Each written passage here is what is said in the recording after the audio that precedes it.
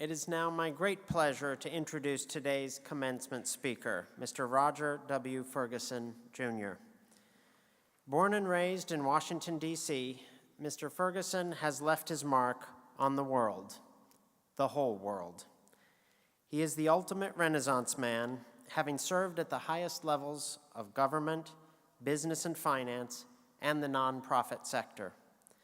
As the president and chief executive officer of TIAA, one of the world's largest and most successful financial services firms, Mr. Ferguson has secured the retirements of countless employees who have served the public good. As vice chairman of the Board of Governors of the U.S. Federal Reserve System, among other things, he led efforts to secure our financial system in the wake of the attacks of 9/11. And he has shown us what good governance looks like as a member of the board of global private entities such as General Mills and Alphabet, the parent company of Google, and major nonprofits such as the Smithsonian Institution, just to name a few. He has loudly and proudly advocated for diversity and inclusion on all boards and across the corporate workforce as a business imperative. And closer to home, for us here at SPP, he has actively supported our Do Good initiative and our students. In short, Mr. Ferguson embodies what we want our graduates to be. He is a successful leader, full of fearless ideas, who has not only done well, but also done good in every sphere for all. Mr. Ferguson, the floor is yours. Dean Orr, thank you very much for that kind introduction. If my mother were here, she'd be proud. My wife would be pleased, and my kids would be scratching their heads. More seriously, Dean Orr, again, distinguished faculty, honored guests, members of the class of 2018, families and friends, I am truly delighted to join you today. And again, congratulations to the class of 2018. You did it. Way to go.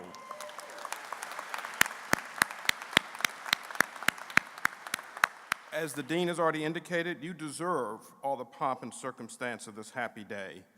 And as he also indicated, it's important to give a special shout out and congratulations to all the parents, family, and friends in the audience for all the support, emotional, financial, and otherwise, that you've given to the class of 2018 in their journey to this moment. I thought I heard some applause for that as well.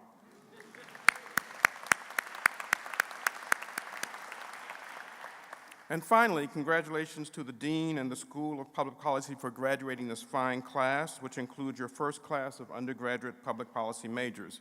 Way to go in the back. Thank you for that. This is yet another important milestone in the distinguished history of the University of Maryland School of Public Policy. So class of 2018, my job today is to offer up some so-called words of wisdom to help you navigate the journey ahead. And when I thought about what I wanted to share with you today, I kept coming back to one piece of advice above all others. It's fairly simple, but I think it's a powerful guide to happiness in your life and in your career. It has certainly helped me to influence my career, especially in the times in which we're now living.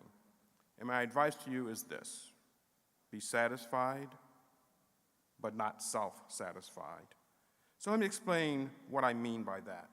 Being satisfied is being proud of yourselves, pleased with your achievements as you have the right to be pleased with them today. Being satisfied will keep you moving forward, give you a sense of purpose, and allow you to be a difference maker, a change maker, a contributor to the world around you.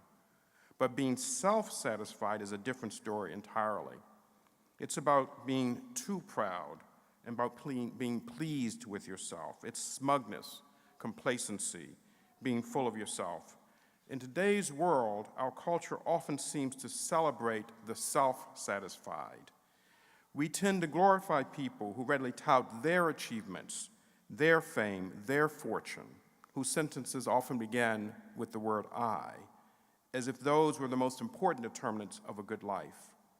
In my opinion, that's regrettable, because self-satisfaction has a corrosive quality for the individuals who display it, but also for the organizations they work in and ultimately for the society as a whole. So let me share with you 3 reasons why self-satisfaction can take you off track to having a fulfilling career and, most importantly, a happy life.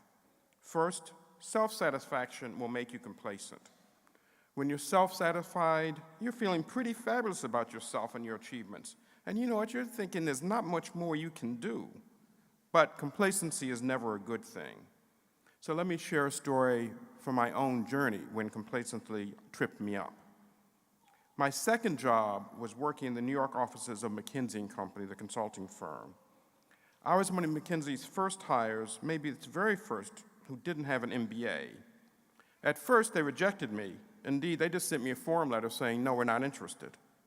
But I didn't give up. A friend of mine helped me get an interview, and I eventually landed a position as an associate. I did reasonably well in my role, and after 6 or 7 years, I thought I was close to being named a partner. I was feeling very good about the work I'd done and the contributions that Roger had made. Indeed, I was feeling so good that I let a bit of complacency slip in.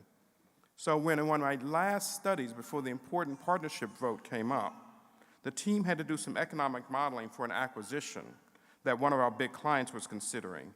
And to be honest with you, in this room, I got a little sloppy. I asked a junior associate to do the work and to pull together some slides for me. But I wasn't thorough enough in my guidance, and when he handed his work, I didn't double-check it. To be very clear, and don't tell anyone else about this, I failed in the quality control that was an important part of my responsibility as a senior associate.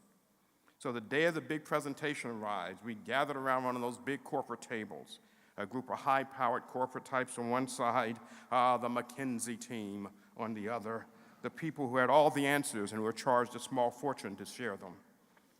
When we got to my slides in the economic modeling, it was immediately clear to everyone in the room that the numbers were just flat out wrong. At that point, all the air went out of the room, which only made it easier to see the steam coming out of the ears of the senior partner. That's a picture you never want to experience, and it's one I'll never forget. So I did take responsibility for my mistake. The senior partner thanked me for being bold and stepping forward and made it clear that I was never going to be a partner in the firm if it had to do with him. So I thought my career was done. But my wonderful wife gave me what a wonderful wife always does. She gave me a swift kick in the pants. She told me to stop moaning and groaning, get back in there, give it another shot, just like I had when McKinsey had originally rejected me with a form letter. So after some searching, I was able to find a partner in another office who agreed to give me a second chance, but doing a very different role for the firm, overseeing our research and knowledge management activities. Although I thought I deserved to be a partner at this great firm, and I truly loved McKinsey, I was never so sure that I was ever going to be promoted after the big mistake. Nevertheless, I took on the new role, did my best to make a difference in the world. I traveled around the globe for the firm, proposed some new models, and eventually did become a partner.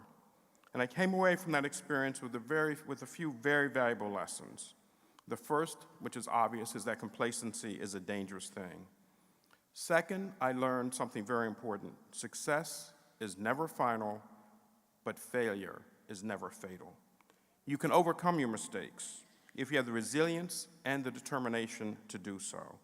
And last, but certainly not least, I learned the importance of marrying a woman who would give you a swift kick in the pants. It was my wife who convinced me to not give up. She is one of the most resilient and quick-thinking people I know. She tells a great story about overcoming mistakes that I will share with you today because I think it will particularly resonate with a group of public policy graduates. My wife spent 10 years in public service at the Securities and Exchange Commission when I was at the Federal Reserve, including 3 as an SEC commissioner. At one point, she was at the World Economic Forum in Davos, where the great and the good meet to pat themselves on the back. And at one of those dinners, she found herself seated next to a very important-looking man that she didn't recognize.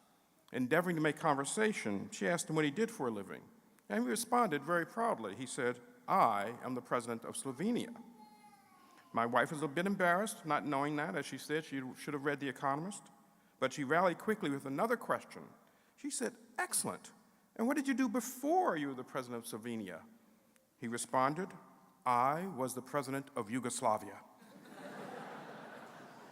At this point, My wife was sheepish, but she did not fall apart. She looked him right in the eye, she smiled, and she said, "Your mother must be very proud." He smiled back, the ice was broken, and from that point on, they had a delightful dinner conversation. So remember, mistakes are rarely fatal. Own them, you'll become stronger and more resilient. The second point I want to make about self-satisfaction is that it will warp your attitude toward your job. If you want to be successful, attitude is everything. Not attitude, but the right attitude. You must come to work ready to do your best at whatever job you may have. I credit my parents for teaching me that no job is ever too small to do well. They had a clear expectation that whatever you did, whatever I did, whatever anyone did, do it well the first time or you do it over again. I didn't see their wisdom when I was a teenager refolding the laundry because I had rushed through it the first time around, but I certainly came to appreciate it as I got older. My work-study job for the first 2 years in college was cleaning dorm bathrooms, 2 hours a day, Monday through Friday, 10 hours a week, cleaning the bathrooms of other Harvard freshmen. Not the most glamorous or sought-after job, as you might imagine. But I was determined to do it well. And in fact, I did so well that my federal students actually took time to write a letter to thank me. I'm still proud of that. But more to the point, the experience worked a muscle, not this muscle, but a muscle up here that I call the no job is too small muscle. You have to do that again and again. You have to work that muscle up here that reminds you that no job is too small to do well. When you're self-satisfied, you're tempted to see certain jobs and tasks as beneath your dignity. After all, you have graduated from the University of Maryland School of Public Policy. Instead of focusing on doing your best job, you focus on moving to a bigger and better job, and the risk is that your work suffers. You have to earn the opportunity to advance, and you do that by performing with excellence, no matter the task, small or large. As I mentioned, attitude is so important. You'll be happiest, I believe, when you adopt an attitude that prizes lifelong learning, and when you approach your work itself as a learning opportunity. That was my experience at the beginning of the Fed. I had not been a monetary policy economist, so I spent literally the first year, more than that actually, asking tons of questions. Had the team come and brief me on all the data. I took on many of the committee assignments, many of which were not considered high profile. But in each one of these cases, there was a chance to learn something about the system or the economy, which in turn made me better able to contribute in meaningful ways, all of which came together on that fateful day in 9/11. So after all, that's what it's all about, continuing to learn so that you can contribute when you're called upon. This brings me to my third and final point that I want to make about self-satisfaction. Self-satisfaction will keep you narrowly focused on you. A good life is not defined by your own success alone. To be truly happy, you must look outward as well, with gratitude for what you have, with appreciation for the people in your life, and with a commitment to give back to your community and the world. There's a Chinese saying about the road to happiness. It goes like this: if you want happiness for an hour, take a nap. If you want happiness for a day, go fishing. If you want happiness for a month, get married. If you want happiness for a year, inherit a fortune. If you want happiness for a lifetime, help somebody. Now, you chuckled at the get married, and I agree with you, obviously. If you want happy for a lifetime, get married and help somebody. And that is obvious that lasting happiness comes from focusing on others. Winston Churchill put it this way: we make a living by what we get. We make a life by what we give. Here in the 21st century, science has given us the data to back up what great thinkers have said throughout time. Studies now show that there's a clear link between well-being and things like giving back, having a purpose in life, and performing acts of generosity. I am fortunate, as you heard, to work for a company that for 100 years have been serving people whose life work is giving back and making a difference in the world. We help people like the faculty and staff here to pursue financial well-being in life and in retirement so they can devote their lives to educating people such as you. My work is immensely satisfying because of the kinds of people and the institutions that TIA serves. In your life and career, Don't think only about yourself and what the world can give to you. Think also about others and what you can do to make the world a better place. I know that kind of mindset comes naturally to all of you. You would not have chosen the public policy path if you didn't already have a keen sense of the world around you and a desire to make it better. And even more than that, you chose a university that is a global leader in advancing social change and inspiring students such as yourselves to address the greatest challenges of the time. You made a wise choice in coming to the University of Maryland School of Public Policy. You have received a great education, and you now have the tools you need to succeed. You have the intelligence, you have the drive, you have the determination to make a difference. I hope you'll use all of that to be a change maker in our world, a change maker who is satisfied with your achievements, but never satisfied with yourselves. With that, let me close. Again, I offer my congratulations to each one of you. Your achievement is a tribute to your talents, your ambitions, to those of your family and friends, to the faculty and staff here at the University of Maryland School of Public Policy. So if you remember nothing else, remember this: your mother must be very proud. Thank you very much.